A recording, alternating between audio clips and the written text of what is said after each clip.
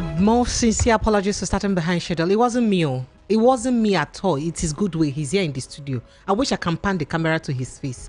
Goodway was installing something and he left it and came back again because his leg does not stay one place. It is Goodwill. It's not me at all. Goodway, come and answer for yourself here now and apologize to them and tell them that you're the one that kept them late.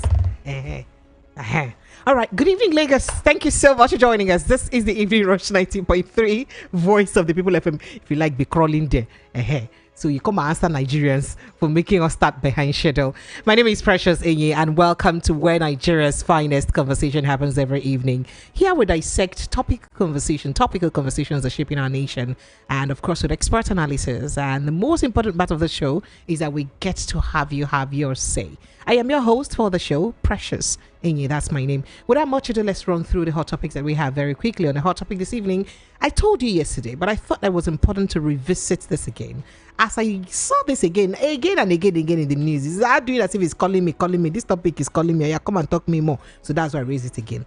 180 killed, 21 billion extorted in Southeast within 2 months. Inter-society alleges. Nigeria is bleeding. That is, the blood is coming out of Nigeria. And the temporary Tinubu's reforms, temporary sacrifices for long-term enjoyment and prosperity. Economist says so. So in all of these, people should not worry. Cool temper. Matewale to Amechi desist from inciting violence or face consequences. Okay. And then Sheyi Tinubu can aspire to Yoruba. Wow, is northern group. Then Yoruba. Okay. Well, you will understand it at the end of the day. Let's move on. NANS oppose NLC planned strike over tariff hike. That is National Association of Nigerian Students is saying, NLC, why I won't go strike because of tariff increase? We the students can afford it. You the workers want to go on strike. How dare you people go on strike? Let's move on to other issues. Afenifere Youth Coalition blast Shaware over attacks on IGP and others. Speaking about that attack now, the Police Service Commission have now approved retirement of police officers above 60 and 35 years old amid IG tenure controversy. These are the hot topics that we have. Prince Francis Chilaka is here with us. Good evening, sir, and thank you so much for joining us. Yes, good evening. How are you? I'm very well, thank you. How about you? I'm good. Okay, great. Okay, so I don't know where we'll have to begin now, but we must begin somewhere. Let's see. Let's start with these. As a civil rights group, International Society for what we have turned our nation into. You can imagine what injustice has turned Nigeria into. That is what we have playing out. Where government should concentrate its effort in curbing the nuisance and, unholy behavior of security agencies, they are turning a blind eye. People from the Southeast have been crying. They've been crying to government. On our soldier, on our police, on our put for checkpoint. Then they kill us. Then they extort us. And everybody has turned a deaf ear. And you think this nation will go forward? Any nation where you lack justice, equity, and fairness will not move forward. Maybe our leaders don't understand this English at all. Nations that are waxing stronger today are built on justice. How can you hold people down? I keep asking myself, what have the Southeast done in this entity called Nigeria that they're being marginalized at every point in time? This is nothing but injustice and marginalization. And I think it is high time, the federal government begin to address the concerns being raised by the people of the Southeast. Or else we'll keep having, peace of the graveyard, which is not really peace in itself, but deception.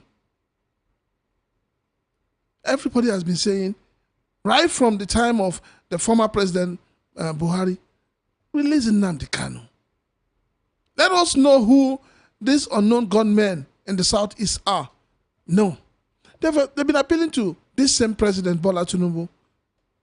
It got to a point where Nnamdi Kanu's younger brother came out and said they had a deal with Seyi Tinubu that the brother would be released. But nobody's looking at that.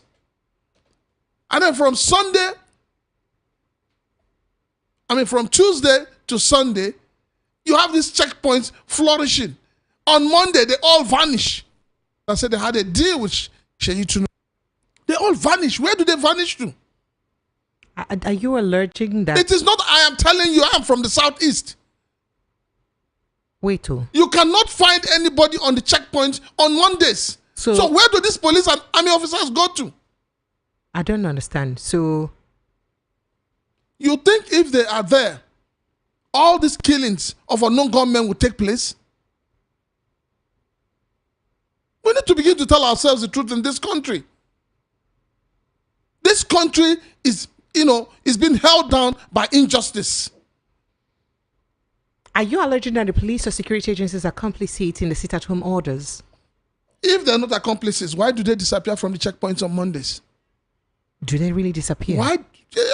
Precious, sir? Make your inquiries. Yeah. Make your inquiries. That is how they almost wasted the chairman of a radio and TV station. By soldiers, they almost wasted the man. If not for God intervention, they would have wasted him and labeled him IPOB. Yet in the north, where Boko Haram terrorists are ravaging the places, nobody's doing anything about it. The only thing government is doing is every now and then they say, oh, we have 1,000 repentant, we have 5,000 repentant. You absorb them back into the society. We are building monsters and we're sitting on a keg of gunpowder. Let me tell you one thing that people should know. You see these so-called repentant bandits, terrorists, they're absorbing back into the society. When the children of those that their parents were killed by these bandits grow up, you will understand that we're building a situation or a society that will go up in flames. But you didn't even let me finish that report because they said a lot of things. So they said that the Nigerian police made 15 billion out of the 21 billion, while the Nigerian army made 6.8 billion naira. And these monies were made from extortion at roadblocks and barracks in just 2 months. January and December. Last week I went to, is it not Ogun State? I went to Ogun State. In fact, they mentioned junctions though. I went to Ogun State last week. Driving down to Ogun State, you see checkpoints, you see policemen, openly, it's not hidden, collecting money from transporters. Do you know that in the southeast, they will disembark everybody inside the bus?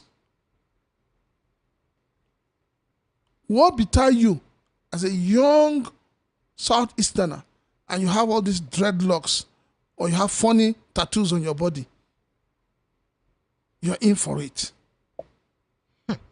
Okay, there is a lot more to that report, so I just thought we should, perhaps take a look at it more critically.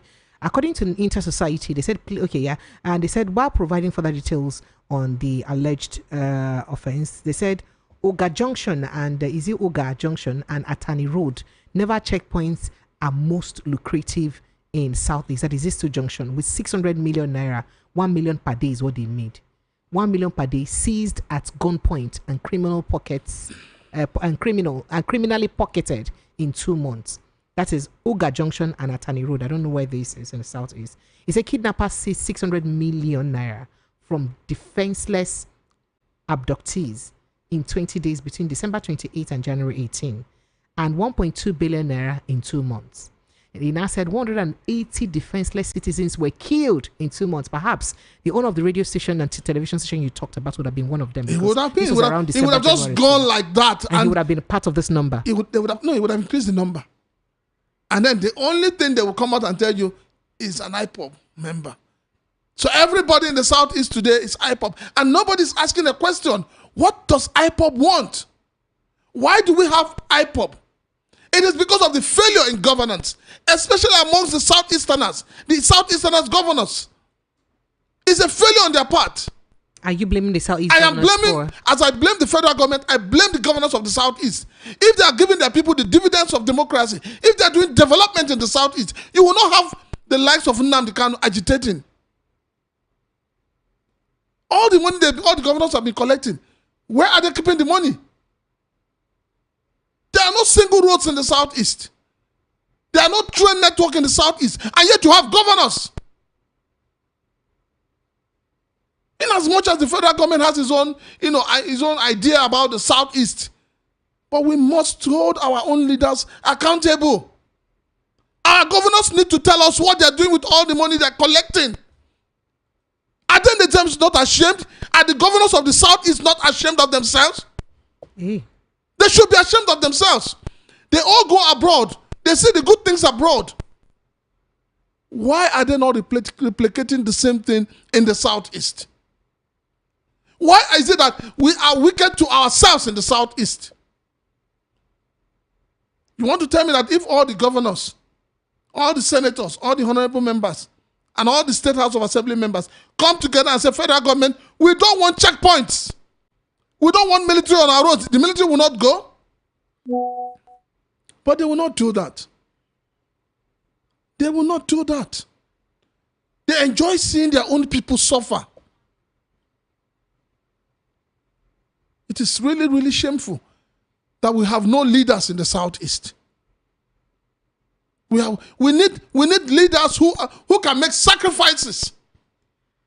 And that is why each time I look at the southeast leaders today, and I check and I take my mind back to the times of the late Sam Mbakwe, and I ask myself, where did we go wrong?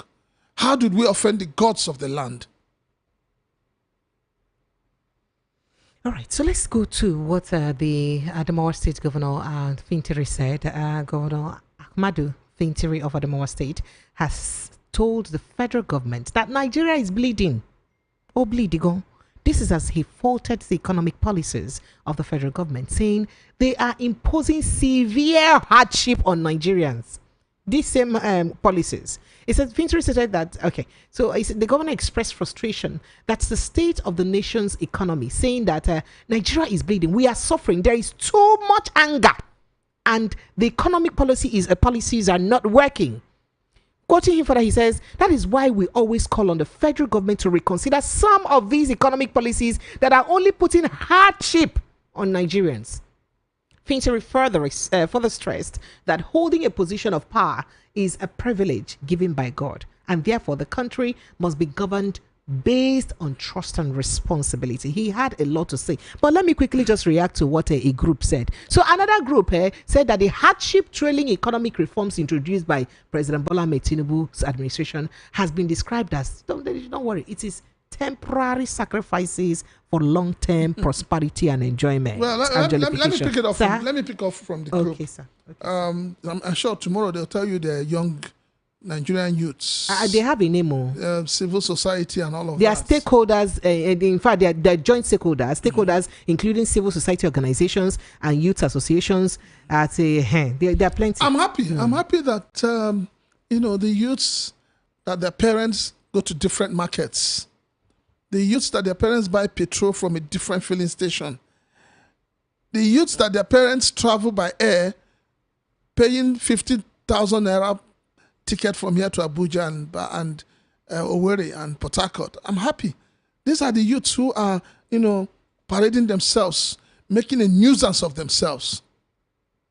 If a governor can come out and tell you that things are tough, things are difficult, who are those nonchalant people? Where have they come out from? What hole did they crawl out of? And they call themselves. The people who mean well for us. Now I understand why the former president would say Nigerian youths are lazy. These are nothing but lazy people. They don't understand what is going on. I'm sure most of them don't even have children in schools. Most of them are not even parents yet. Most of them are still living under their father's house, under their fathers. Maybe when they live on their own. Maybe when they have to pay transport on their own. Maybe when they will feed by themselves, they will understand that you don't just come out and say what you want to say because you want to get 1 naira or 10 naira from government or those in power. The truth is that Nigeria is bleeding. The truth is that Nigerians are going through hell. The truth is that there is poverty in the land. Hunger is ravaging the country. So anybody coming out to say anything contrary to that needs to be checked into a mental home. And it's really, really painful each time this set of people gather. By the time you look at their age now, you find people of 60, 70 still calling themselves youth with no common sense. They call themselves youth. And in their mind, they are happy with the way the country is. That is why your leaders will never take you people serious. All right, so let's move on to other conversations while we wait for Barrister Adams to join us. I do hope that he can join us on time.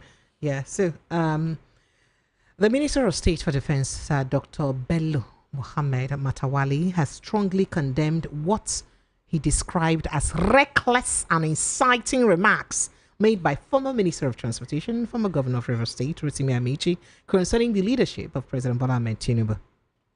Now, you know what happened yesterday? I read this out to you yesterday. So speaking in a recent event in, I think it was in Abuja, Amechi declared that Nigerian politicians must, they must steal, maim, and kill to remain in power. An assertion Matawali denounced as not only insulting to Nigerians, but also a dangerous attempt to radicalize the youth and destabilize national security. He said that the politicians do that because on a memory short, on a days, remember, I don't forget. Now, so reacting to this, Matawale said it is both reckless and dangerous for former public office holder to make such inflammatory remark at a time when the government is working tirelessly to consolidate national unity and security. No responsible leader should fan the flames of violence and political unrest. He said a lot, and I said, I think you should stop it. Congratulations to Matawali. Suddenly he's speaking out. When Bello Turiji accused him of sponsoring him, he didn't speak out. But now he's speaking out. You know, the political class, they think that the Nigerian people are stupid. They think that the Nigerian people have no common sense. Matawali that is talking, he didn't see what happened in Lagos in the last election, in the 2023 election, where people were being hunted and chased with sticks and, cane and all of that. He didn't say that. Where people were being disenfranchised from exercising their, civic responsibility. He didn't say that. It's one thing to talk when you're in power. It's another thing to, say something when you're out of power. The truth of the matter is that the political class have turned our politics into winner takes it all. And that is where the problem is. Winner takes all is the problem of Nigerian politics. And we know that. So we cannot, for Matawale to be saying that, he needs to go and check himself very well. Even as a minister, he shouldn't be the one saying that people have been, that anybody's inciting or anybody shouldn't talk. If because he was an ex-public servant, he shouldn't speak truth to power. Is that what he's trying to tell us? The state he left, Zamfara State, is he trying to tell us now that when he contested as a governor, people did not beat some people, people did not fight, ballot boxes were not snatched, electoral officers were not beaten? See, Matawale should, I think those in this government need to face governance and, stop. It's not everything people say they have to jump out to respond. We all know what Amechi didn't start talking today. The same Amechi told us a few weeks back that it's because we don't beat our politicians. Not a few weeks back, it's some years back. Yes. He says that very He says because we, and that is why our political class can treat you the way they want to treat you. Every month they share money from FAC. Which governor or which president has told you how much he's earning? Which senator is telling you how much he's earning? Who are they accountable to? They all forget that sovereignty belongs to the people. But when it comes to the time of election, they know that sovereignty belongs to the people. Look, sometimes, some of these people. For you, the only way Shekarau became governor, do you know how? Because people lined up. When they ask how many people are there, they say over 500,000. No, I won't give 500,000. Announce Shekarau. It happened in Ghana. Before the election of the last president. 2 days, a lot of us were called to intervene. But why did they do that? The people were ready to die. You are talking, abusing everybody. Nobody has power and will give it to you. Nobody, not even me. If you want a pastor as president, can get one. The politician is there in Nigeria to steal, to maim, to kill, to remain in power. If you think people will give it to you, you are wasting your time. So when we speak, we forget history. Unfortunately for me, poverty has made me to be part of the political system from when I left university. I left university in 1987 and I've been part of the process till today. You can't wish me away in the formation of APC. You certainly can't wish me away. You can't wish me away in how APC won election. You can't. But the truth is that if some of us did not stick at our neck, say, PDP, good luck, we want to die with you. When they saw that we were ready to die, what did they do? They gave up power. So we have sweet mouth, we'll talk about it, we'll repeat these things every day. Tomorrow they will call you in Lagos, you will go. Somebody told me in Lagos, said, look, Mr. Mechi, I said, sir, you see these people that gathered here? I say, yes. We called them all. Transport, this, they came. If tomorrow Tinubu comes with the same transport, they will also come. And the final example is when we are pursuing, the APC was registered, and I was scared that, look, they may rig us out. So I got the party to agree that we will carry out a demonstration. They agreed that we will carry out a demonstration. We assembled at, where is that parade ground? Eagle Square. We released some money to go and bring women and all that. I walked in. What about me? I must go early to know what is going on before people will come. See the women gathered. Guess what they are wearing? Jonathan for president. God bless you.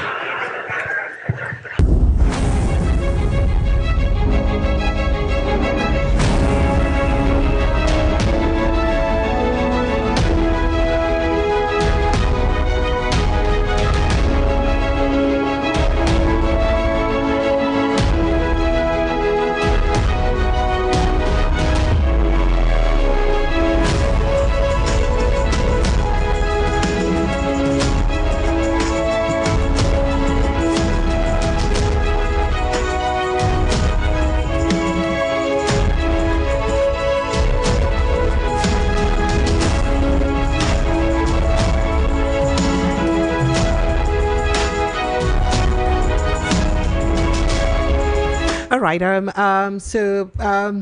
Barrister Adams, I don't know if you listened to that a bit attentively to what the former governor of River State said. But does it warrant the Minister for State of Defense, Bello Matawalle, saying that he should desist from inciting Nigerians or face the consequences? That's what many did say. That's a question many are asking. Yes. Well, for me, Bello Matawalle, spoke like a politician in power. Yes, he wanted or anything that will disturb, a man in power, especially in Nigeria here, they are ready to go after them. It's just like when the mosquito is disturbing your sleep. You were having a very good night rest, and all of a sudden, you just hear the whizzing sound of a mosquito. You wake up and begin to chase it and want to do what? Kill it so that you can continue your good sleep. Oh, so Amechi is like mosquito 9 the ears of Bello Matawalle. The ears of Bello Matawalle. That is number one. Okay. Number two is that Amechi is just the typical Nigerian politician who dwell in sophistry. They move things from their mouth to sway the people and assuage the feelings of those who are listening to them and give them hope, that they are better than the other ones, whereas they are the same and in the same, category and class. Question I want to ask. Amechi was saying that we have to protect our votes, we have to do whatever as the case may be, protect your rights. I want to ask Chibuike Amechi, when he was schemed out during the Obasanjo, era, why did he run to Ghana? Why did he not remain in River State, Port Harcourt? to fight his battle. He went to Ghana. He ran to Ghana himself, and Wike, why Wike was, it's history. It's part of history. Why Wike was in, Nigeria battling, whatever. His court cases. His court cases. Okay. Why did he not stand to say, I'm going to defend my rights that is, given to me by the people? Why did he run away?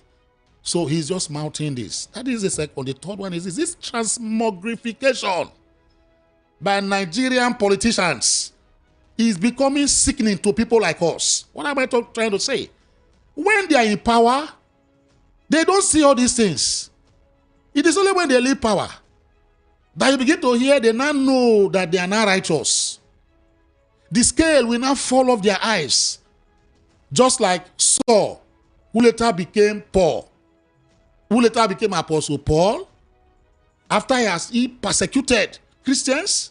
Hey, but Boko Haram and bandits are repenting, That is what I'm saying. Being integrated back. So the repenting or repentance of our politicians is when they lose power. Hey. When they do not, or they are not in the center play, you see them. They are not constant.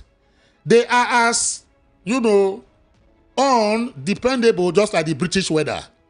Now, let me give you, when I was coming into the studio, I listened to my brother here, Chilaka, make very valid point. Can you compare this brand of politicians, this gang of politicians, sounds like Bakinzuwo, Aminu Kano, you now have Samu Bakwe, you have Nnamdi Azikiwe, even Awolowo. Can you compare these politicians to that particular era? What happened? What's the difference? The difference is this: those politicians, they were resolute. They were politicians who love Nigeria. As at the time, whether they are in power or not, they speak with one constant voice. When they were in power, Samu Bakwe, what did they do? He transformed. Today, if you go to the eastern region, Imo, Umuahia, it is as case may be. Ambrose Ali, in the old Bende state, transform what they call Edo and Delta today. ETC, you can name a lot of them. Jakonde in Lagos here. You could see what these people did. They stayed here. They never traveled out of Nigeria. They don't go for medical treatment abroad. They eat with the people.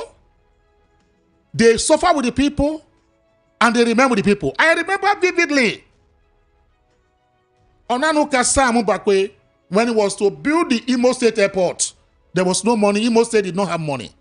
He had to go cap in hand, trying to raise money to build that particular airport that we have today, don't worry.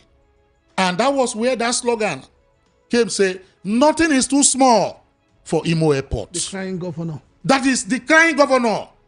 He was crying for his people. He was crying because he found out that that airport will bring development. And if you go to where today, you see development around that particular, it was Samu Bakwe. These are people who slept, ate, and were with the people. Not people like, and with due respect, Amici and the rest of them. When they leap out, look at Erufai. Head Erufai today said APC is the worst. Should say Arabia and the rest of them talking about APC. Were you not part of those who egged on APC? Were you not part of those who took power? Even though it was not violent, it was a coup d'etat that you had to upstage Jonathan, a man who today is being recognized all over the world. And he was practically boasting about it. Practically boasting, but I took Jonathan out. Amici said so. So why is this repentance? You can repent of your sins, but if remission is not given to you, you will never go to heaven. All right, so let's quickly move to this case that is very important to me because we need some sort of clarity in this case. So, but let's begin with Afenifere Youth and what do we call it now? Shawari. The Afenifere Youth Coalition has lambasted the former presidential candidate of the African Action Congress (AEC), Omoyele Shawari, over what they described as relentless attack on Yoruba public office holders, particularly the Inspector General of Police, Kayode Egbetokun. You recall that Shawari, a popular Nigerian activist, was recently arrested by the Nigerian police over his allegation that the IGP's continued stay in office was illegal. Now, the activist was arraigned in a federal high court in Abuja on Wednesday and was subsequently granted bail of 10 million naira. So reacting to Shawori's recent outings, Rasak Oladosun, Director of Strategy, and Samuel Isijola, President of Coalition, condemned Shawori's alleged defamation, blackmail, and cyberbullying, calling for legal action to hold him accountable. But let me go to a follow-up conversation concerning Shawori's accusations, as the Police Service Commission has now ordered the immediate retirement of all senior public officers who have either exceeded 35 years in service or are above age 60. Now, the directive followed controversy over the tenure of the Inspector General of Police, Kayode Egbetokun, after he clocked 60 years. The Nigerian police, too, have also issued a public statement regarding this issue. They tweeted on their Twitter platform today. Let me see if I can remember what it read that tweet. Just a summary. Yeah, there was one from them, and there's another one from the AGF, the Attorney General of the Federation. He had to also speak on it. But let's read from them. First of all, they said it was titled, in the press release was titled, "Police refutes Shawori's misleading claims on IGP Egbetokun's tenure." So he said, clarification, appointment is legal, duly confirmed by Police Council. Now, the Nigerian Police Force hereby refutes in clear and unequivocal terms the baseless and misleading claims recently attributed to Mr. Omoyele Shawori, alleging that the tenure of the Inspector General of Police, IGP Kayode Egbetokun, PhD, is illegal. Such claims are entirely unfounded and seek to undermine the legitimacy of the IGP's appointment as well as public confidence in the Nigerian police. IGP Egbetokun's appointment is firmly grounded in law, specifically Part 3, Section 7(6) of the Police Act 2020, as amended. Now, this provision explicitly states that the person appointed to the office of the Inspector General of Police shall hold office for 4 years. Moreover, his appointment was duly ratified by the Police Council, and he has received requisite confirmation letter from the President, validating his tenure from October 31, 2023 to October 31, 2027, in line with the provisions of Section 8A of the Executive Bill passed, which amended the Police Act, clearly stating that any person appointed to the office of Inspector General of Police shall remain in office until the end of term stipulated in the letter of appointment. Well, they said a lot to clarify that. And the Attorney General of the Federation has also responded to that. He said that the appointment of Egbetokun, which took effect from 31st of the day of October 2023, would have come to an end on his attainment of 60 years of age on the 4th day of September 2024. However, before his retirement age, the Police Act was amended to allow the occupant of the office to remain and complete the original 4-year term granted under Section 7, subsection 6 of the Act, notwithstanding the fact that he has attained the age of 60 years. Notwithstanding that, so this has therefore statutorily extended the tenure of the office of Egbetokun to and including 31st day of October 2027. Now, Barrister C, madam, it is important for us to enlighten Nigerians on this.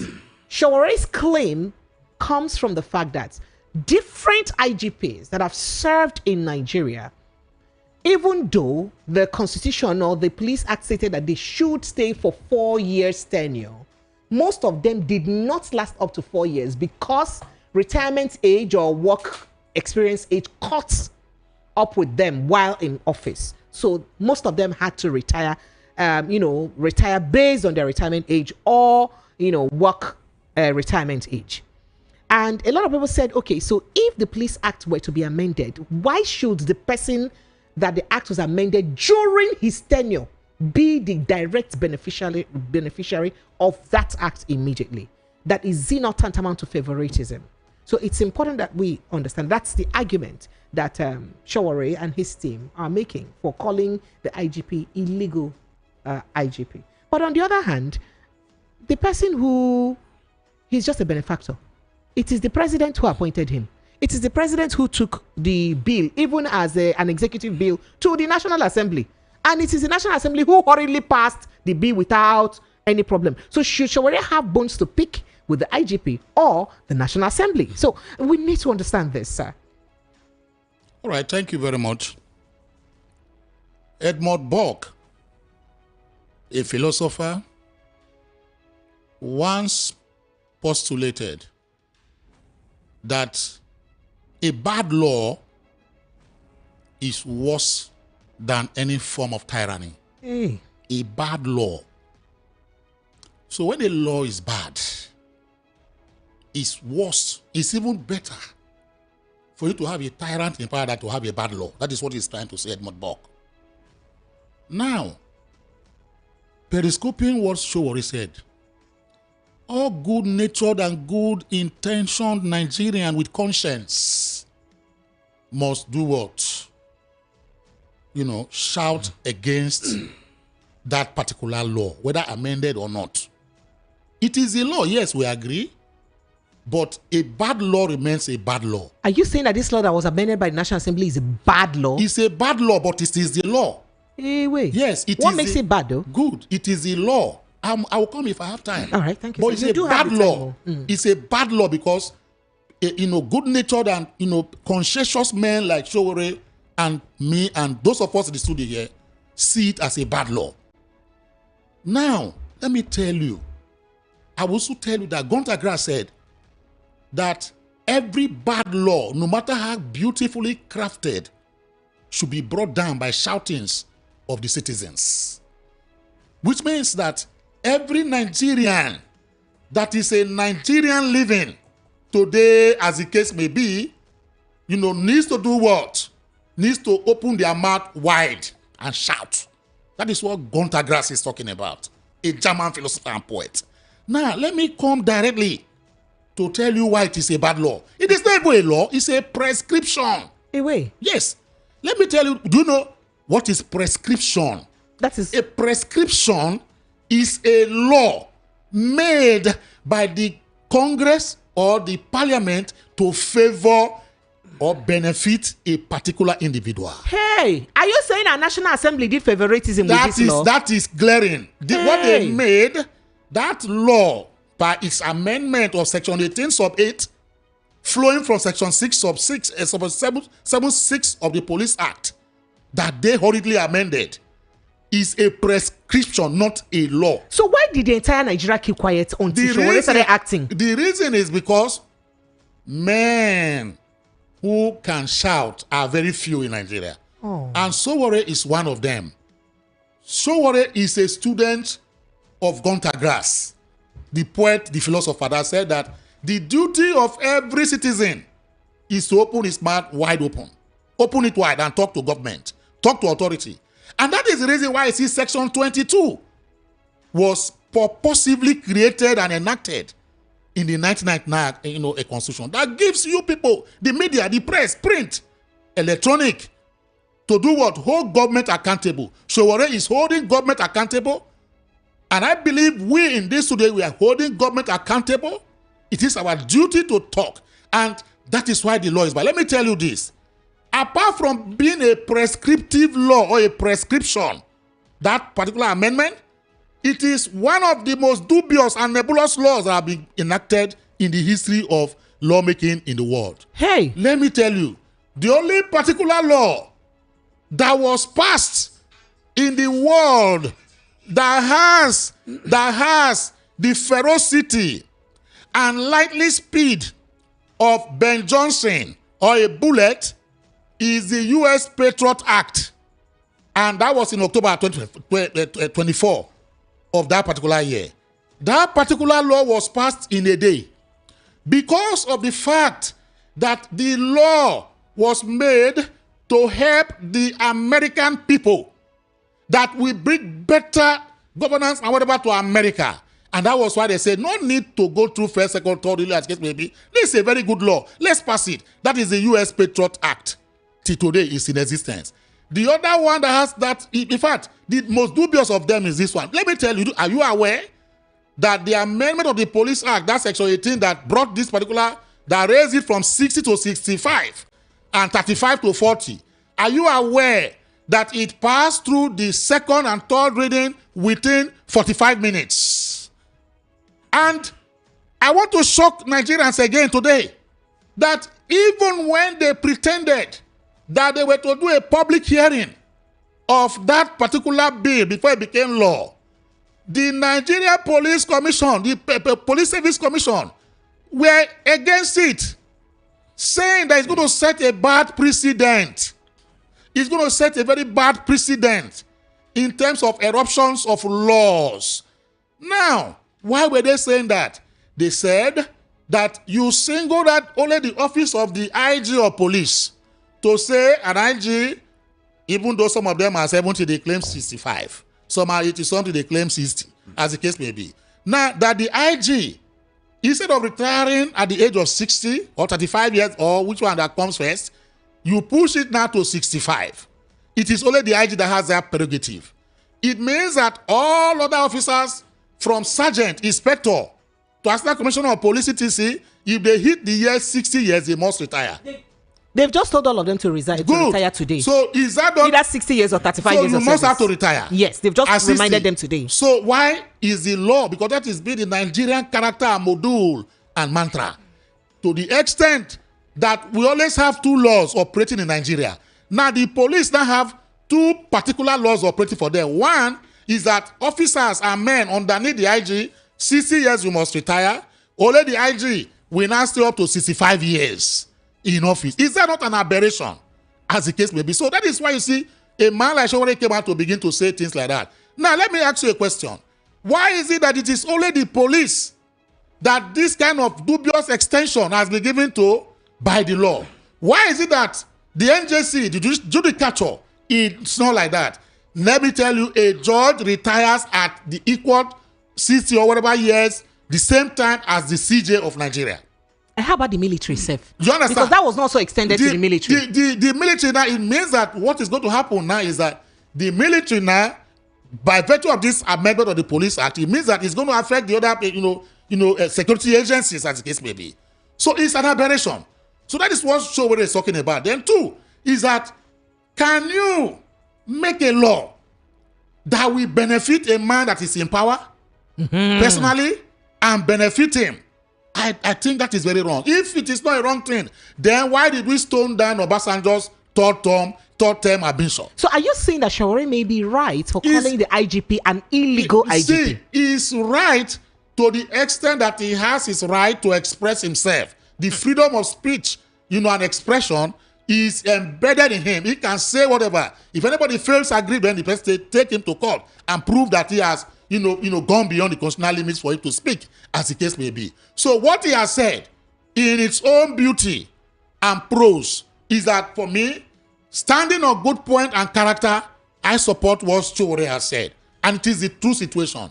That even though it is a law, let me tell you, are you aware that based lawyers who have taken, that particular matter to the court, let the Supreme Court shoot it down and say it's a bad law, and once they shoot it down, it now becomes a law that is null and void. That is what we are asking for, as the case may be. So it's so wrong, for the IG to benefit from a law that was crafted by him. And there was insinuations that there was hastening here and there, where they have to maneuver to make sure that particular law is passed. It's so sad. It's so sad for us. It's a dark day. It's a dark time. And a man that is speaking against it is being harangued and manacled. It's so sad. Nigeria has become, a state that is Hobbesian, in state and nature. That is just my take for now. And I believe that maybe in due course, the judicature will shoot this particular Section 7.6 and Section 18.8 Police Act down to be a law that is repugnant to equity. The repugnancy of equitable disposition equity. Because a law must not be repugnant to equity, good conscience, and natural justice. So if you have a law that has infracted on one of these three indices of a good law, like this particular police amendment, as the case may be, it is repugnant to equity. And where equity has come into play, the law must listen to equity. So the law must have equity, and this particular amendment has no equitable disposition.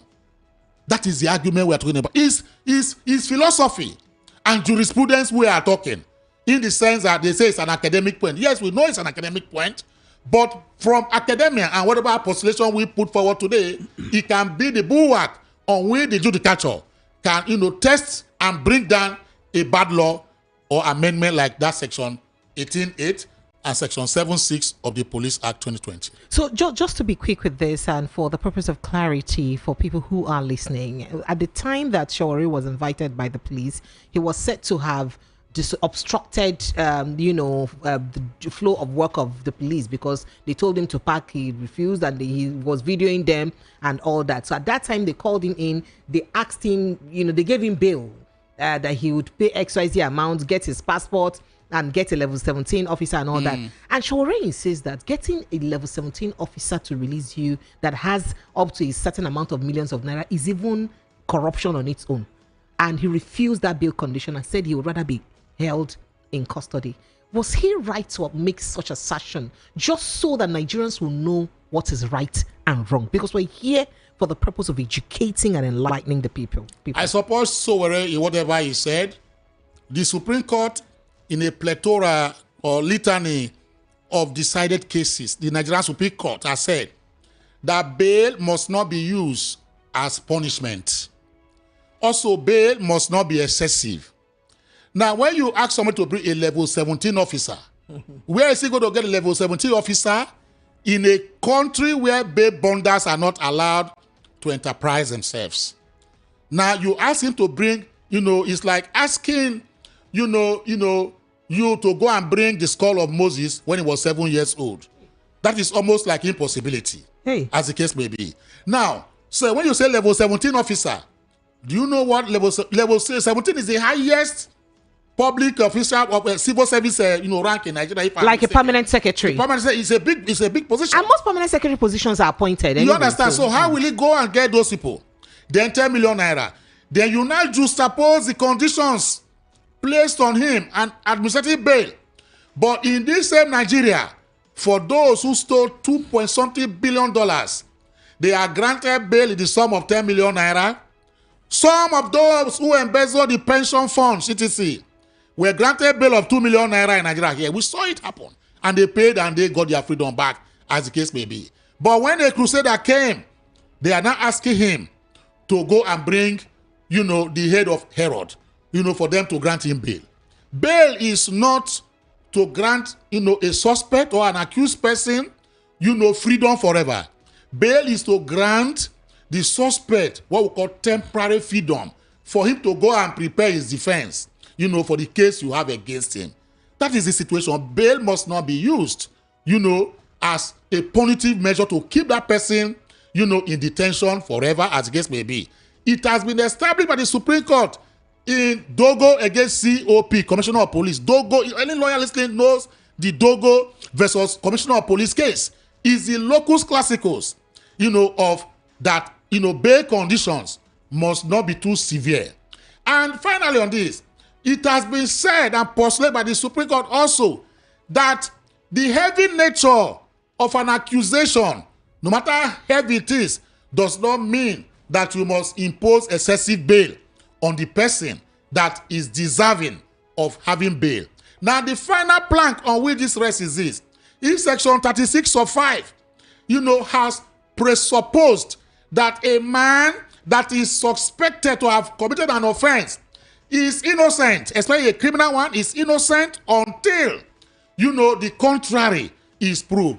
If innocency, as the case may be, is the primordial and the bottom line of that section 365, therefore asks the question, why do you still want to persecute and kind of, butcher a man, when you have not been found guilty by the courts, as the case may be? So I support Shawari for what he has said and what he did by saying, no, I will remain in police custody, because this particular bail condition, I cannot meet it and I will not meet it.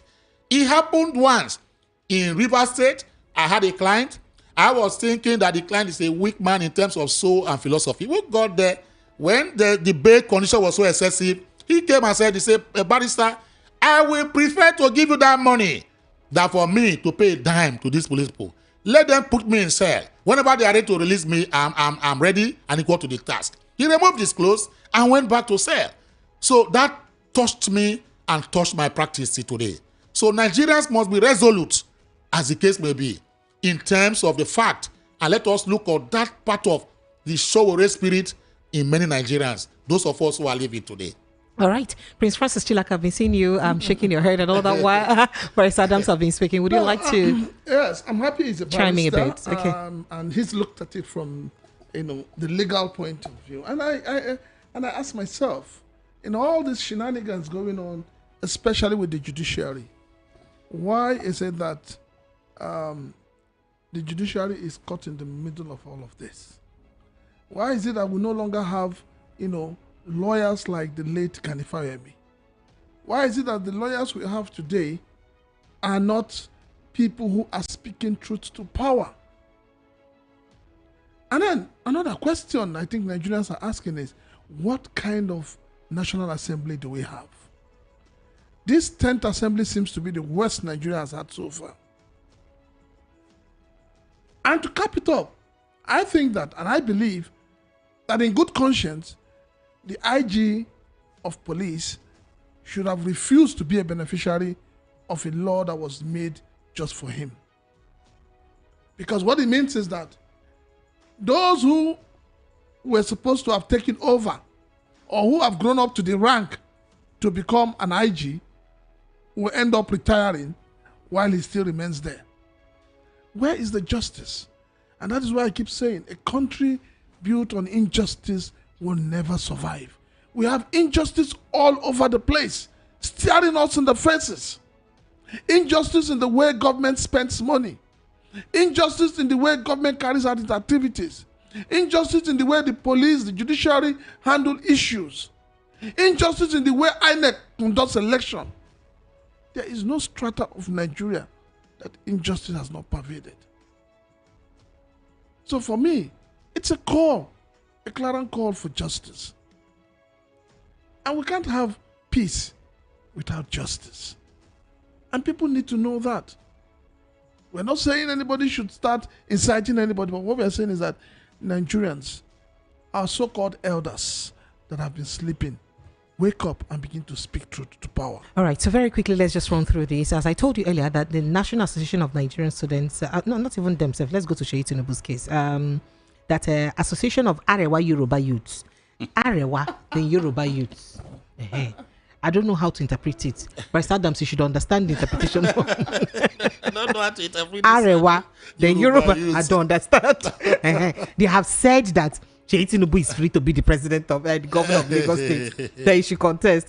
Meanwhile, National Association of Nigerian Students, NANS, are saying that how can NLC tell them that they want to go on strike because of tariff increment? We, the students, can afford it. You, the workers, should not go on strike. So they are opposing that strike by NLC. Well, I just thought the truth is, it's not that anybody's opposing the strike. But the truth of the matter is that NLC has lost its footing. NLC has lost everything that should apply in labor. The duty of NLC is to protect Nigerian workers. Why did NLC not go on strike now that petrol is 1,000 naira? Why has NLC not gone on strike all this while that we have band A, band B, bandwagon, and bandless? Why has NLC not gone on strike to ask for the persecution of Hadi Sadiki? Why has NLC not gone on strike to ask for the prosecution of Beta Edu? Why is NLC not going on strike to ask for governors and local government chairmen to be accountable to the Nigerian people? This is what NLC is supposed to stand for. So let them leave this tariff. They should address the cost of the tariff and not the tariff.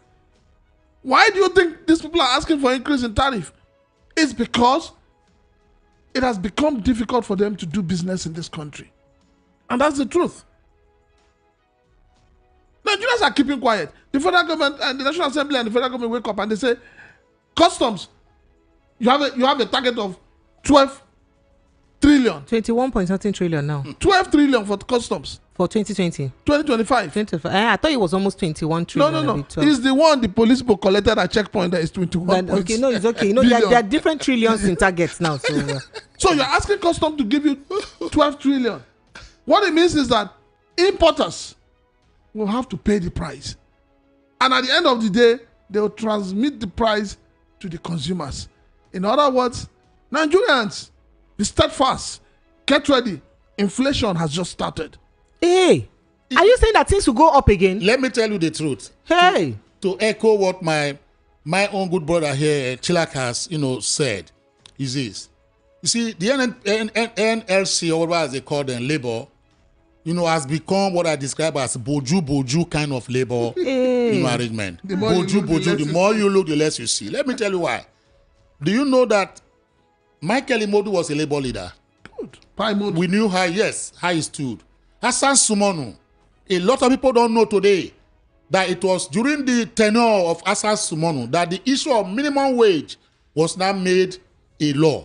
He forced Shehu Shagari to now do what? The government to now enact a law so that once you have that minimum wage, you cannot go below it. It was Hassan Sumonu's time. They brought Shagari to his toes to the extent that when Buhari took over, they had to suspend Hassan Sumonu from labor. They have to take him, gag him, and put him somewhere. The same thing happened. If I even go out of Nigeria, you see there's a man they call Lech Walesa.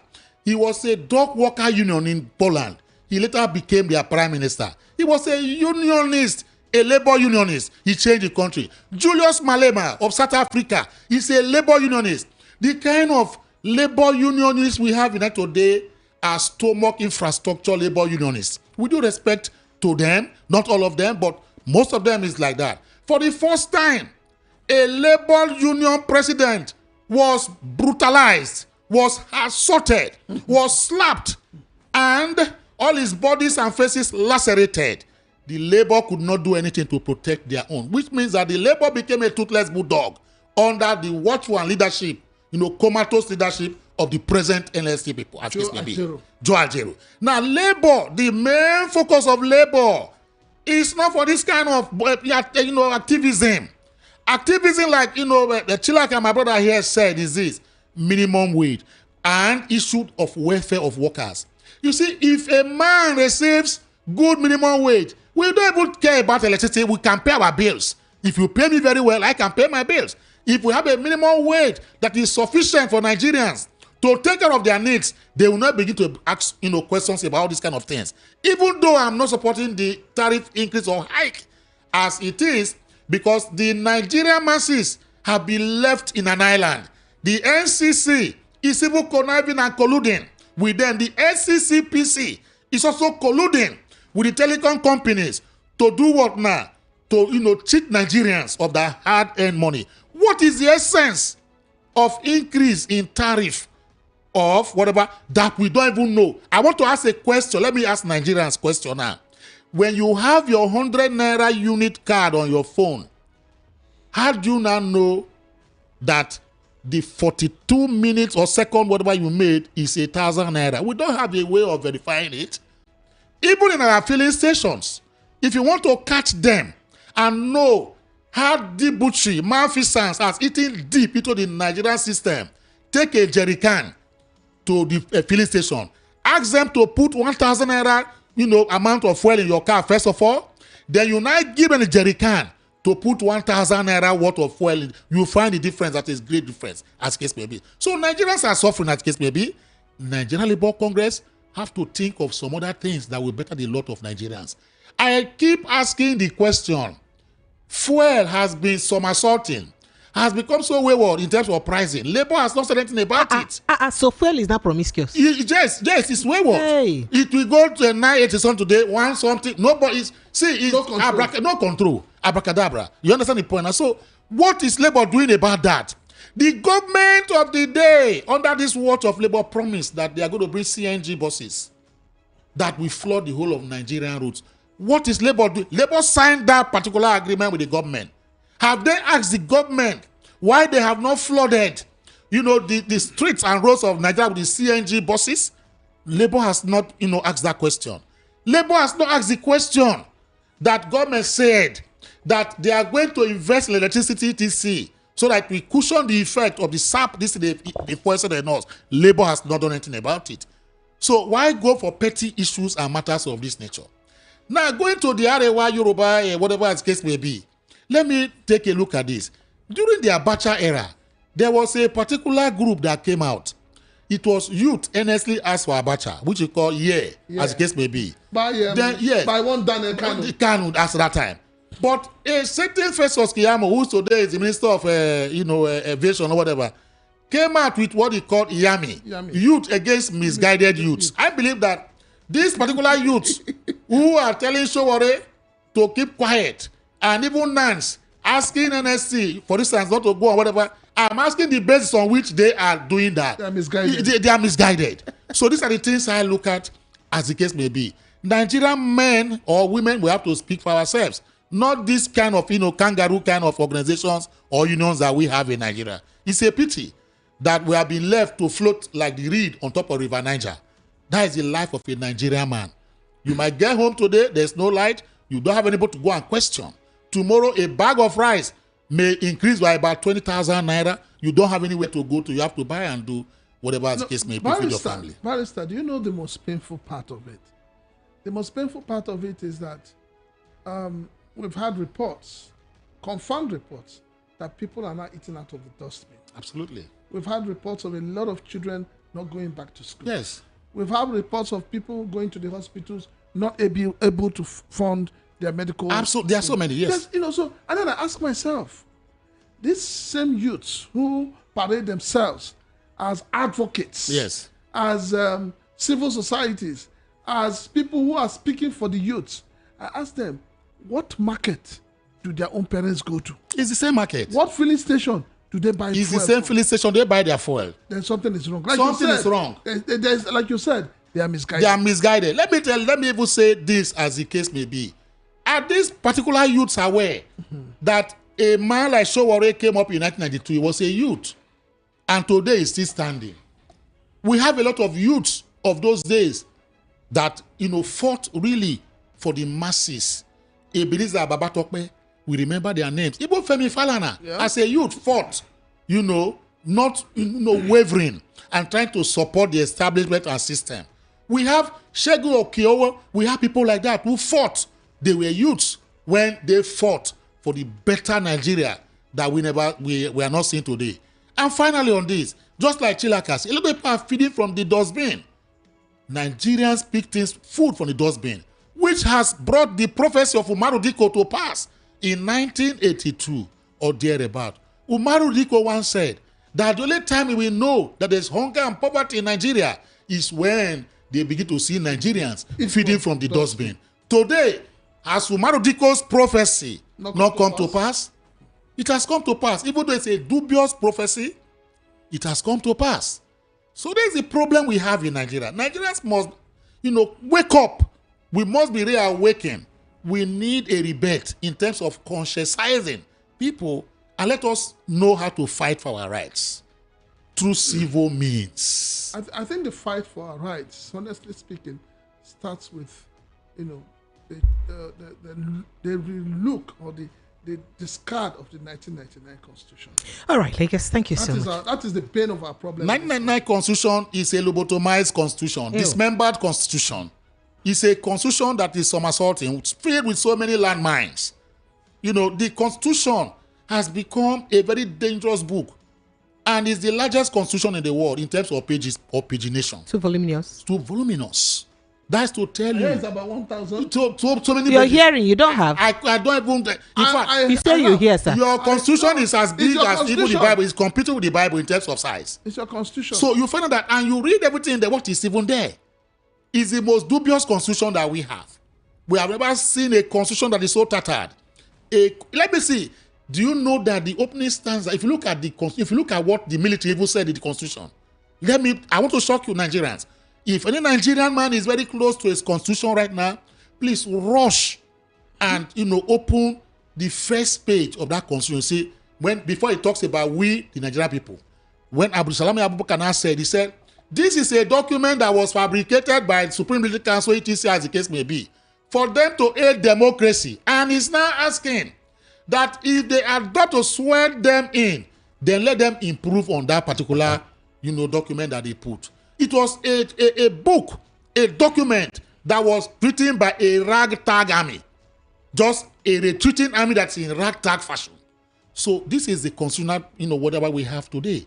I have been here on this studio to ask questions on certain sections of the Nigerian Constitution. Even that section 2, section 3, section 14, section 15, section 16, section 10, section 277. What are they doing in the Constitution? I keep asking the question.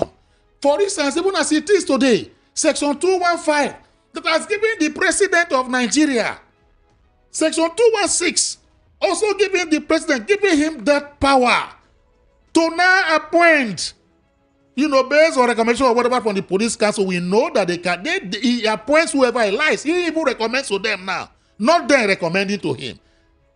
He is the one that will tell them, this is the man I want. Then the Nigerian Police Council will now say, okay, we agree, we recommend back to you, approve and let it go. Why place it under the hands of the president? That is why the president can wake up, because this issue of IGP, age limit 60 to whatever, Buhari tried it during the time in 2021, where Mohammed Adamu was the IG. He extended his tenure by three months without recourse to constitution. When we shouted, he now had to do what now? Had to, tell him to retire forcefully, and now brought Ahmed Akali, who replaced him. You understand? So because Section 215 placed that particular, jurisdiction within the powers of the president, as the case may be. And then the president also is the one that will approve of the chief judge. He who pays the piper, he who pays the piper dictates the tone. You understand? So this is the situation we find ourselves in. So there are so many problems in our constitution. All right.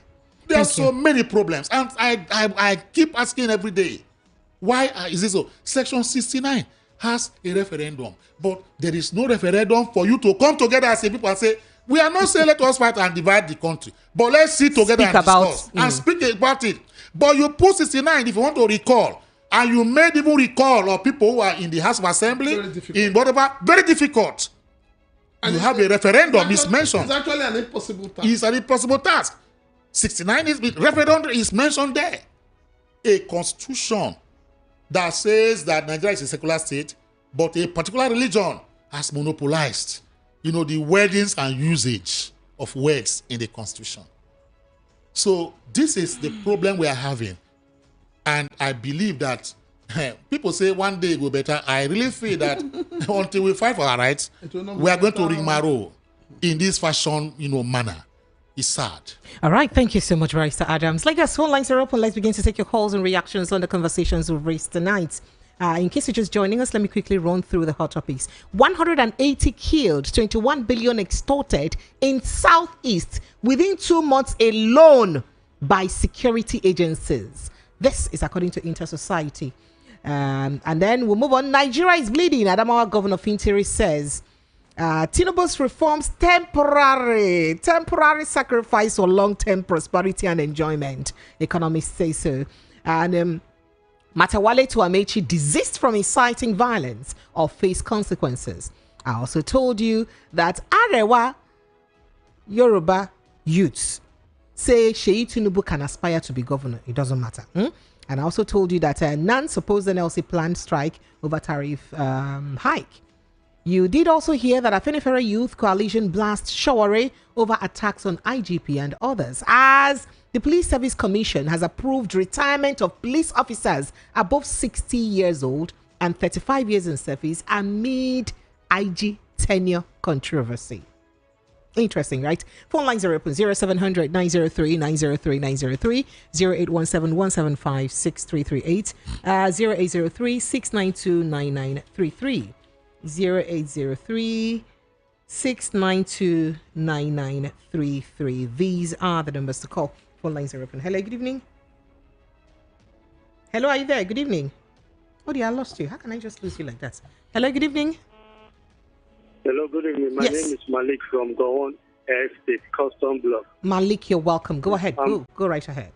Yeah, I'm very sorry for the listeners listening to me. There are those two men at your studio. I would have loved them to continue the conversation because it's educative and it's holding waters. Thank you very much. Thank you so much. That's actually why I give them the time to speak extensively. Thank you so much. Oh, good evening. You open guys, you people are the best in Nigeria. Where do Nigerian soldiers go to on Monday sit at home in the southeast? The soldiers, where did they go for sit at home? Where do they go? Nigeria president promised Igbos unity 4th of January 2025. Now the camp is being held. Even the Ghost King, we're saying go bring ESL. Is still held. Are you hearing what I'm saying? I can't hear you, my brother. How many did they kill from May 2021 when they bring to Kano? The one you told us they have killed over 2 months now. There is a technical ethnic cleansing of Igbo man. Fulani said that the Igbos are forgetting their jihad. That is why the soldiers that you see in Southeast are repentant terrorists they send to kill. No, now. Don't say that now. Okay. I will get a settlement. Thank you. What I want to tell you is to say, some people will not kill them and kill the soldiers, and they will target IPOP. IPOP are harmless. They don't kill. Are you hearing me? So any killing of any police and army, not the IPOP.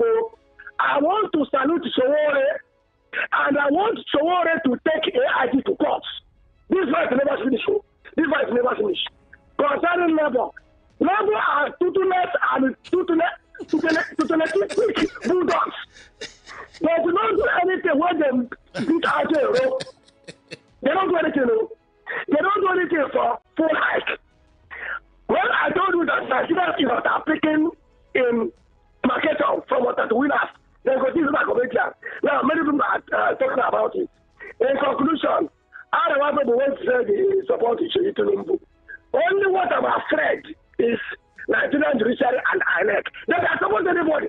They can even support Mobutu Sese Seko or Gaddafi. Thank you very much. Make other people call. Make other people call. I guess. I greet you. They greet you too.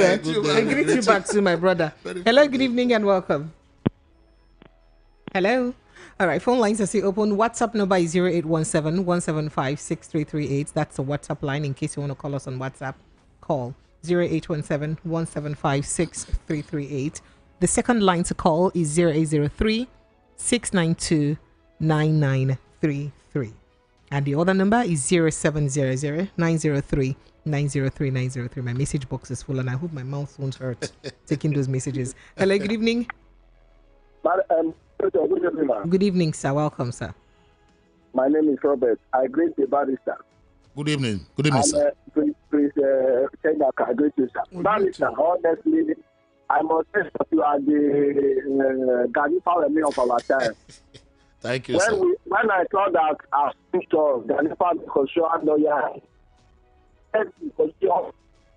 session by session, in fact, it's like I should not even sleep this now. I should continue to listen to you. It's true now. See, oh God, I don't know where Precious is seeing people from. Honestly, you have enriched my knowledge. Honestly, that's why I neglect many things to listen to you. Thank you, sir. Hello? Yes, I didn't hear you. Sir. So the thing is that my pain is this judiciary that we have. The judiciary, because if you look Nigeria now, there's something like check and balance. There's push on. You understand? Can you hear me? Very well. By right, in the democratic setup, the judiciary is supposed to check on the executive and check on the legislature. But nobody is checking anybody now. You understand? The executive are pocketed the judiciary, they are pocketed the legislature. So the executive give command. I don't know. How do you think Nigeria will move on like this? Somebody will just be in charge of everything, controlling everything. We have a long way. I don't know. Maybe this is how democracy is in other countries. We have a long way to go. God will help this country. That's very much, sir. Good night. All right, good night. Thank you so much. I appreciate you. Hello, good evening. Yeah, are you there? Hello, good evening. All right, hello, good evening. Hello, good evening. Good evening, sir. You're welcome. Go ahead, sir. Yeah, this is Paul Beda. You're welcome. God is not going to help this country because he has already done what he's supposed to do for us. So anybody calling on God, God has over 8 billion people on earth. Hi. Nigeria is a minute fraction of that 8 billion. So God is not the Nigerians should stop calling on God to come and help us. He has helped us, he has given us everything. So the question I want to ask the barrister tonight, what is the difference between this type of democracy we are practicing and that of the military regime? Because during the military regime, people were incarcerated. During the civilian regime, people are incarcerated. During the military regime, we have security. During the civilian regime, we don't have security. During the military regime, the inflation was not it is today. So what is the difference? Individuals are not allowed to speak out their mind, just like during the military regime. During this civilian regime, we have seen media houses being closed or being taxed or being arrested. So what is the difference? Because what the learned man said tonight is an education that has saturated and satisfied my quest why Nigeria is the way it is. Because every day by day, as a man, in my late 50s, I have no hope that there will be better tomorrow in Nigeria with what we have today. My children have graduated from the university. They are still under my roof. I'm still feeding them. When I finished school at the age of 23, I started working and I was still taking care of my parents. Today, I'm still taking care of my children. So there is no hope as far as I'm concerned. What should we do? What should we do? I am tired. Thank you. Thank you, sir. Thank you so much. You know what this man just, That's very thought-provoking. What this man just said is... Please move closer to your microphone, sir. It's something that has suddenly, weakened me in the sense that I'm trying to just oppose what he just said. And these same youths who are out there telling us that everything is well, telling us that, we should be patient, telling us that we should have a hope for tomorrow. And I ask myself, how many of them are graduates? How many of them are really employed? How many of them are taking care of their parents in old age? I mean, this whole hypocrisy, this whole shenanigans, this whole stupidity that the Nigerian youths keep involving themselves needs to end. All right. So, hello, good evening. I'm scared of going to those messages with plenty. Hello, good evening. Hello, good evening. Yes, you're Madam welcome. President. Sir? I greet you. We greet My you name too. is Shola. Shola, you're welcome. Go ahead. I'm calling from Nepal. You're welcome. Yes, to you. Barrister, and it is not there. No, he's not here today. Good day, sir. Okay, all the happenings in this country, and the was that man that keeps in Amechi that warning that should not side with it. What kind of or the question I want to ask is, how long are Nigerians going to condone all these kind of psychopaths and people of selfish interest? As long as it favors them, then every other person, anything that favors them, that doesn't favor that, then you are against them. Amechi has said the truth, but the only thing is that, unfortunately, Nigerians can condone nonsense. And Nigerians, I don't know, maybe to say that Nigerians are hopeless. It's like we can tolerate nonsense, and I don't know how long we're going to continue tolerating this.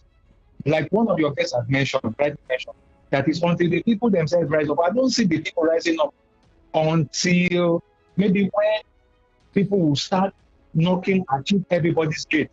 If you can afford to eat a meal per day, one day you become a king. And when you become a king, to those living nearby, and when they start jumping into your fence and pulling you out, that is when the people will come together. But for now, Nigerians are tolerating. Let's keep tolerating. I don't know what to say about this country. This is not a country. No, it is a country. Thank you. I appreciate you. All right, let me go straight to my messages. I start with YouTube now. Also, Samuel says, Precious, may the good Lord bless you and your guests. You are giving hope to the Nigerian people. Thank you very much, Precious. That's my mandate. On my mandate, I shall stand. Uju Mike says, I love this barrister. Sha. Ndupo Alex says, please, can you extend the time of your guests in the studio? How much you go pay? Zion Shoyemi says, VOP radio is the best at the moment. Take that to the bank. You withdraw cash, eh? Angelus Nigeria says, Barrister Adams, please do everything possible to push for the amendment of the constitution.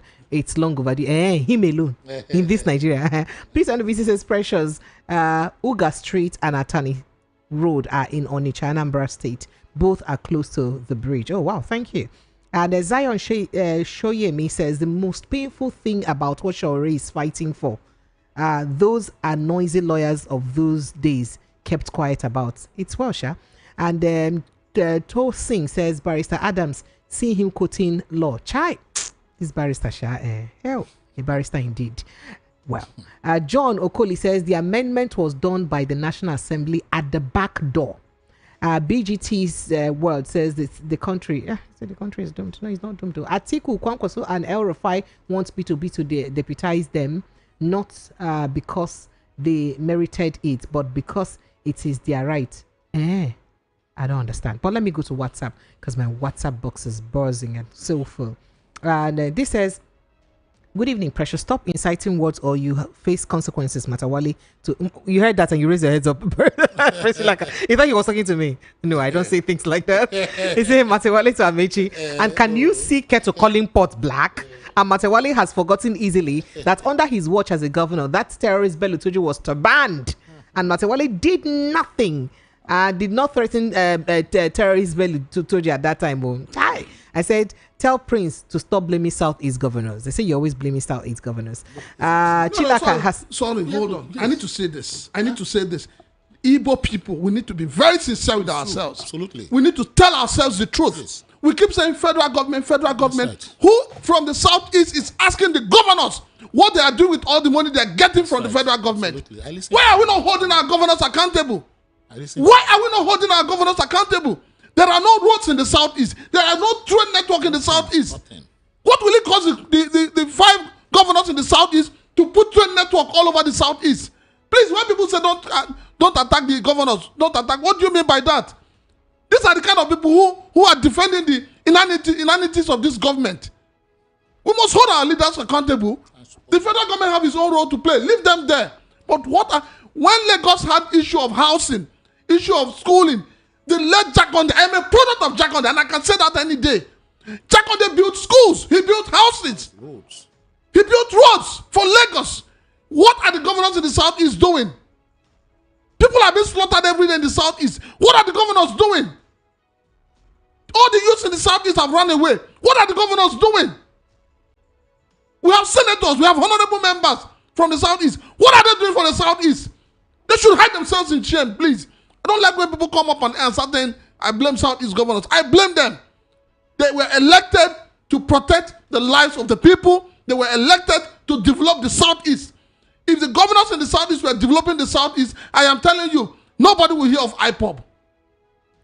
All right. But Mr. Chilaka has spoken well about the Southeast governors. For Nnamdi Kanu to continue to be in detention up till now, without a strong push against it before the federal government, it means they are wicked. Emeka from Abasun sent in that message. So I listened to Chilaka when I was coming to the studios, and I wept. Honestly, he was spot on. You have asked and you blame outsiders. What of those people? If you know how many billions, let me say 10 years ago, that has been committed to this governor's hands, what are they doing with the money? They should aid, that development in the Southeast. And if you put your house in order, the other people outsiders will give you that respect. So I support his, All right. So Emmanuel then says, how this group arrived at the billions? Did the police and soldiers present this amount to them? Precious, where is the facts coming from? Emmanuel, wait, I will tell you later, because maybe their financial secretary. Chinemere from Agbara says, we hear during Buhari regime that Buhari used Igbos to kill Igbos. The same comment has been repeated in this Tinubu's regime by Gumi, but they use Igbos to kill Igbos. How, you say our governors and other politicians are the ones being used to kill Igbos. What have the governors and other politicians in the Southeast been doing with all the money they have collected from the federal government? The Southeast doesn't have goods, no electricity, no good road, no social amenities, etc. What are the governors doing? And then His Royal Highness BC Nwoko from Bushiri says, it's so sad and bad how the people that's supposed to tell the president the truth are truncating and fornicating.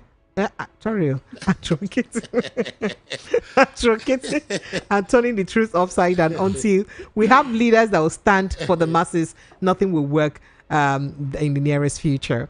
Oh my goodness. If you send me a lengthy message, I'm sorry I may not be able to run through it. Comrade Abraham says, your guest there just spoke my mind. I have said it different times in this station that what is eating the beans lives within the beans. Southeastern leaders are part of the problem they are having over there. Absolutely. Maybe because it isn't hit or it hasn't hit them directly. Reason they are keeping mom at the sleepless the sleeplessness going on there. Minister of State for Defense warning Amici is a laughable statement. Has anyone done or said quarter of what the current party did or said to Jonathan in 2012, 2013, 2014 and 2015? I'm going to leave that matter. And then who said this now? Ebele from Adamawa office says, good evening, precious. With very careful study and analysis of this banditry in the northern states and partly Kwara State, it has come to light that it is the military bigwigs and top government officials from northern states that are responsible for the killings.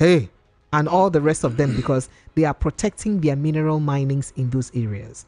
Therefore, it is not surprising that the military, police, and some other security apparatus are making such humongous amount of money in the Southeast. He said a lot, but I rested there. Iwo Haikechuku says, I'm so much thanking the interstate society or inter-society to let the world, or what they're letting the world know, the hell going on in Igbo land through the hands of the Nigerian military.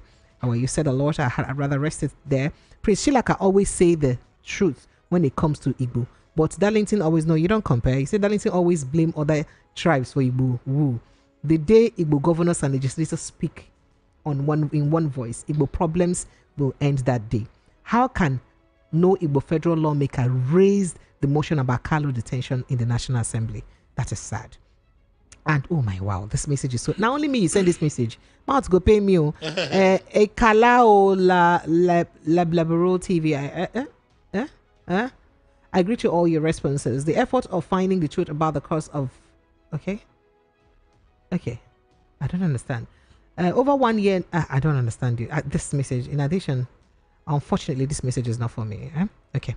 Moving on. Francis from Command Ikpaja said, on Rotimi Amechi versus Matewale, it's better to sponsor banditry and terrorism than to speak the truth in Nigeria. Please. Extortion on Southeast. Let APC government inculcate what into the internally generated revenue of the country. They should add that into internally generated revenue. Yes. On the Police Service Commission, IGP Egbetuku Kayode cosmates are to be retired, but Egbetuku remains in office. What an animal kingdom. Stop it now. Don't be saying that.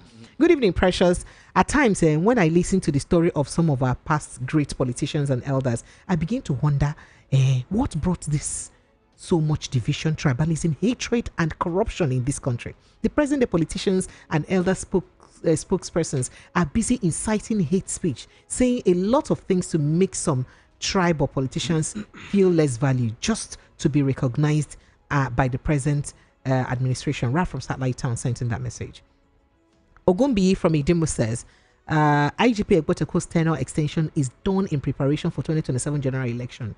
President Tinubu have started his homework since last year. He's putting all the machineries he will need for him to secure the second term in place, because he knew Northerners are not going to give him any backing. Also, major parties are also on the way. He doesn't need the military for their dirty job unless the election turns violence. That is why the military comes in. That is where the military may come in. Tariffs increase like NLC, like Nationals, like NAS. They are rubber stamp. Stop it now. Okay. Daniel from Amordov, he says, danger looms over the law amending the IGP retirement age while in service, because the office of the president's law can be amended when and the current president would enjoy it, leading to extension. Oh, wrong now. And who sent in this? Let me just go back to the phone lines. All my lines are buzzing green, black, and blue. I'm confused. Hello, good evening. Welcome. Hello. Sir? Compliments. Is this Obim? Oh. Obim? Obi Daddy. Hey, Obi Daddy. Oh, how are you? I greet you too, my brother. Welcome. I greet you. Good evening, sir. I want to ask a question. This barrister, is it brother to Patrick Oboyabo? Well, he's from Edo State. Your guest is as good as mine. Yes, my father used to tell me that if you want to lie, speak good English. Even if you lie, people will not recognize that. He has bamboozled us with English. We are all confused. Everyone wants to hear from him. He spoke some grammar that I opened dictionary. I did not find it now. So it's a problem for me. So it's a very big problem. But still, I can agree to you. The Southeast legislators and governors are our problem. Any point that is arguing with you on that is very wrong. Yes. The only person talking is Amy Nabaribe, and this man, Udin Nagota, that has been talking on behalf of Manakala. No other person from government to that. Yes. Then for the youth, people you call youth, these are 60 years old men you are calling youth. If they are youth, they will be with their computer. They won't have time to be discussing this matter. The youth are with their computer as I'm talking to you now. They don't have time. These people are 50, 60, go and mark it. If they are not 50, 60 years, stop calling these people youth. Because I'm energetic and young, I'm 50 years. If you see me, you think I'm young. But I'm a sportsman. So it's the same thing. They are very old people. Please stop calling them youth. And if they want to, let them give us they don't share the loot, the booty with us. So they can't go and collect money and they come here and they discriminate us. So more grace to your elbow. Keep it up. Anyone that's criticizing you, they will see your work when the time comes. And this thing of IG, you see, the consequences of what they have done to IG, when it start happening, that's exactly what happened in the military. It became so docile. Those people that are supposed, during the time of the other what do you call this one that retired, this military man, all that senior colleagues, they retired all of them. All right, thank you. That's what's going to happen in police. We should take careful in this context. Thank you very much. Thank you so much. I appreciate you. Thank you. Okay, let me see if I can read a few messages again. Yes, it's a bad law. Even to buttress it, it is bad because it's ambiguous and contradictory. It's meant that way so that any of the ruling class that can pay the legal fees of his lawyer or the interpreter as a whole can bypass its prosecution and bearings. Or don't you shudder from shock or fear that President Tinubu hasn't sent a bill for its amendment, but no, he will rather send in a tax bill. Look, even the APC have tested the sugar in such a bad law and are mesmerizing the polity with it. They piece, they do what? They piece into it and piece out. I don't understand. You told you go daily thumbs. Why are you behaving like this? This is your message. Oh, God, you. Okay, this says, my honorable barrister and your highness Francis Tilaka and beautiful precious. In fact, you guys are inspiring me. I am enjoying your program. You're in enlightening topic and inspirational to the ignorance Nigerians are tribal bigotry and ethnic sentiments to have a rethink. Thanks, and I appreciate this that you're doing. God power from Iyanupaja sent in that. And Chike is here from Agopala says, please, precious, these Arewa Yoruba youths, are they giving citizenship from Arewa region or Yoruba region gave the Arewa youth citizenship? Who gave each other citizenship that makes them Yoruba Arewa youths? Precious, please, I want to know. Barrister Adams is here, he's a lawyer, he will explain. Okay, if the IG of police is working for Nigerians, he should resign and leave the post for who merits it. He is already what? You said what? He's led by he should lead by example, and Shawari should be allowed to go home if this is democratic government. He has the right for freedom of speech, and he is reminding the judiciary of that. Now, but Barrister Adams said there were these comparisons of this the present administration tilting towards Abacha's you know, some sort of Abacha's autocracy, as it were. Is there any comparison really? Because people are wondering, how dare you compare democratic dispensation to Abacha's regime? Well, I think what people are trying to say is that the sufferings on the hand of this thing is much one. But during Abacha's era, Nigerians were not suffering in this manner. And Okay, they speak more because of the tweets. I read them yesterday. Yes. Were based on the way people are arrested and being gagged, and if you say something, you're held immediately and you're arrested. Of course. Some people even said that in Abacha's regime, you could talk and at least not be arrested immediately, but now it looks like it's worse. Yes, you are very correct. This is a cyber crime, Act etc. number 1. You can see that this is the time, even during the military era, we didn't see, cases of defamation in court, where you found that people were being taken to court for criminal defamation. I was going to ask you, criminal defamation, is that a thing? Is that a legal thing? For some states, like in Lagos, Criminal defamation. yes, there's no criminal defamation under their laws. I think Ekiti, Ekiti does not have it. doesn't I have have checked. it. I have There checked. are some states like that still, maintain that. So I don't know why they. But what is criminal in defamation? I like to understand that. No, it's, Speaking legally now. It's just there's nothing criminal in in the defamation. Because I was going to say that there are components that that defines criminality. Defamation. God bless you. So before you commit a crime, there must be the accessories, the mens rea, those elements that would define that this is a crime. So how can a state defamation have criminal elements? Defamation is purely civil, in my own opinion. You defame me, you pay for it. If you are found, if you can't prove it. So if you pay damages, for instance, in civil, why are you taking the person to prison? For saying that this man is a thief or this man is this or whatever the case may be. Why take him to prison? Defamation in itself is not a criminal offense. But a lot of people have criminalized it, or states have criminalized it, or the legislature made defamation a criminal activity because they want to protect themselves and scare people from discussing them. That is just the truth. So you think it's a deliberate attempt by people in high places so that people don't discuss them or talk about them? It's a prescriptive law. Ooh. The freedom, you saw what happened to the Freedom of Information Bill before it became an act, how they were fighting it. It's still not domesticated in Lagos State, for instance. That's what I'm saying. And in so many other states. If you allow that to happen, let people come after them to dig into their background, etc., and get information they don't want the public to know. The same thing with defamation. For instance, the cyberbullying, cybercrime, whatever it is as the case may be, who will you cyberbully if the person does not have status? You understand the point? So they see it as a law that will protect the rich. Somebody asked the question whether we're practicing democracy or whatever. This is plutocracy. Plutocracy is a government run by the rich for the rich, protected by the rich. The rich people are in power.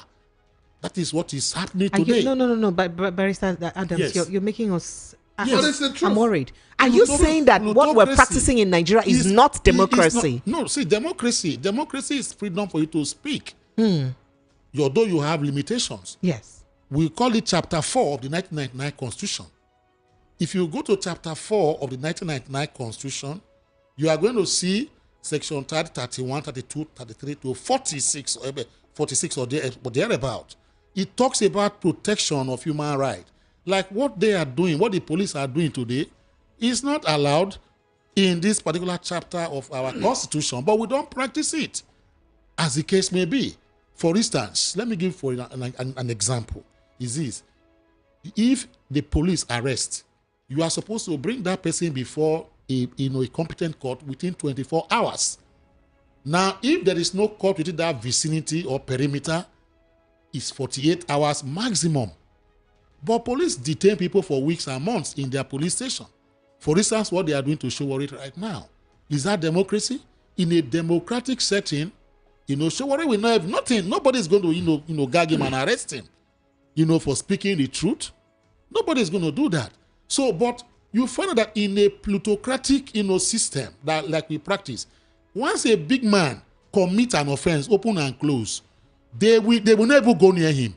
Are you serious? They will not go near I've had him. an instance where a big man tells somebody, "I'll slap you." And That's somebody right. says that if you slap the person, it will be termed a violence. He says, "Forget about it. It's That's only right. the poor man that they can hold for violent The House offense. of Reps man. So that means this is what plays out in Nigeria. The House of Reps man that pick up slapped this thing. The senator That says you will disappear. Even the House of Regulars, I will make you disappear. the senator that beat up a girl in a toy shop in Abuja. Hey. How far with them? So if a poor man were to do that, he will be in prison. He will be in detention. That is custody by now. ATM, as the case may be. The question we are asking is this: a man steal 10,000 naira that is not his own. You beat him pop and black, and you send him to prison and keep him ATM. But somebody stole 100 billion naira. You give him a tap on the wrist. Hey. Because he's a big man.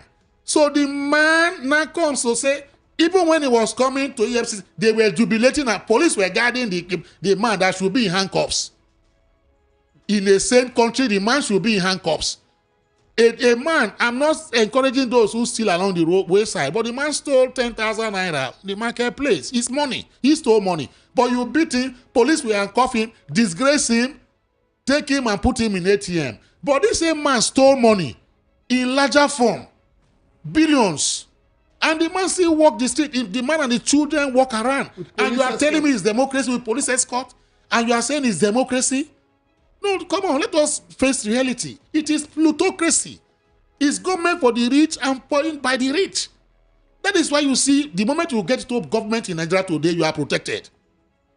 Many of our ministers don't have immunity. But I am telling you, they enjoy immunity. They enjoy immunity. So, a minister commits. Look, I saw where a man robbed, over somebody with his convoy. It was viral on what happened to the man. You understand? But if you go near a minister and maybe you hit his car by, you know where you'll be in the night. The uglies will be there. They fit through, black and blue.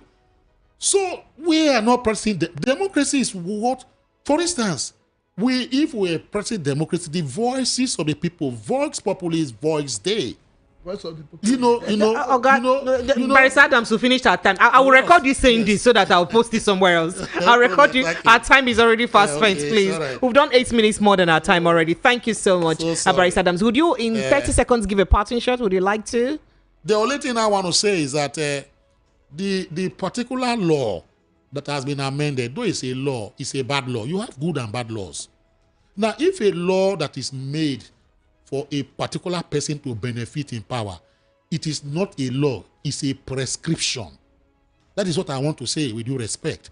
Yes, we know it's a law passed by the House of Assembly, but it's a law that will benefit. So we are asking the judiciary to shoot that particular law down. There should be equity in any disposition of law. Thank you, sir. Thank you. Prince Francis Chilaka, carry on.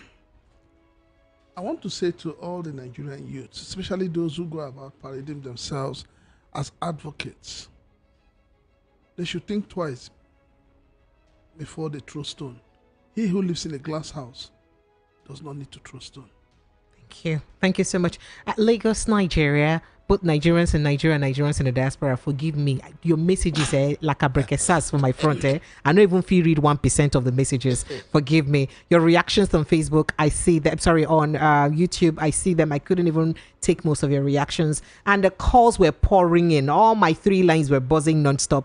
Please forgive me, but I wanted for us to be more educated and informed than, just to have our reactions. But I do hope that you understand, right? I see you again on Monday evening, God willing. My name is Precious Inya. By the way, Inya means friend, and I love to be your friend till the end, right? And whatever happens there, protect your mental health. I love you guys. I'll see you again on Monday, God willing. Good night.